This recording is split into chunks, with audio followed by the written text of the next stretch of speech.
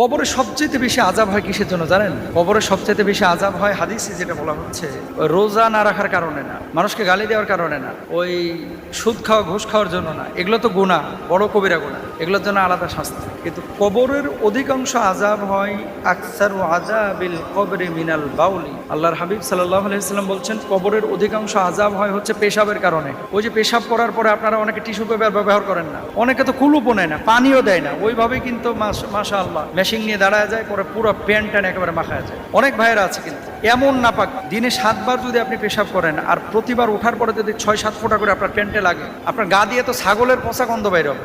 এরকম অনেক মানুষ কিন্তু আছে। Be careful. কবরের সবচেয়ে বেশি আযাব হয় কিন্তু এই পেশাবের ছিটা প্যান্টে লাগার কারণে। এটা আমরা অনেকে জানি না। তাহলে কবরের আযাব থেকে বাঁচার জন্য টিস্যু পেপার ব্যবহার করেন, ঢিলা ক্লোথ ব্যবহার করেন।